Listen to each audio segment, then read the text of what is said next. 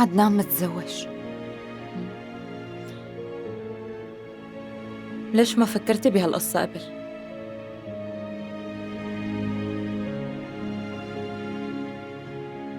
شو رح تفرق؟ أنا من الأساس معجبة فيه.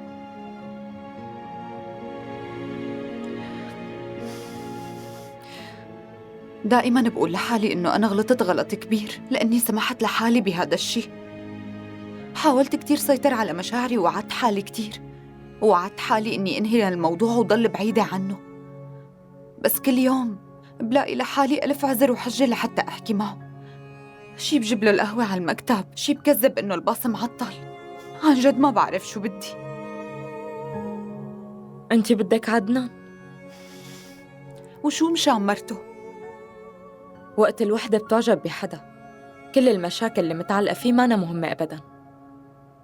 يا أما بدك تسيطري على مشاعرك وتعيشي حياة تعيسة مثل اللي أنا عايشتها ونيشان يضل يحاول يتحكم فيكي، أو بدك تطلعي من هون وتحاولي تعملي شي. أنا بتمنى أعمل كتير شغلات لحالي، وأكيد بتمنى أطلع من هون.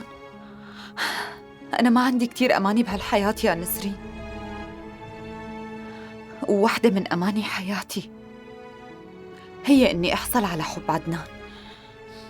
طيب هو بحبها لمرته ولا لا؟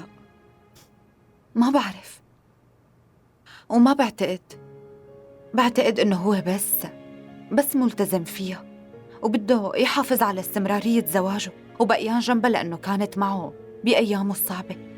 هي كتير مرة متسلطة. بعد ما يمر سنين طويلة على الزواج، المرة فجأة بتقلب لتاخد دور الأم بالبيت. وقت يلي بتحطي الطير بالقفص وبتقفلي عليه، مهما دللتيه بقلبه بيضل اسمه قفص، ما هيك؟ والرجال هيك ما بيحبوا يضلوا بالقفص، بدهم يكونوا أحرار. وانتي بتقدري تساعديه ليرجع حريته.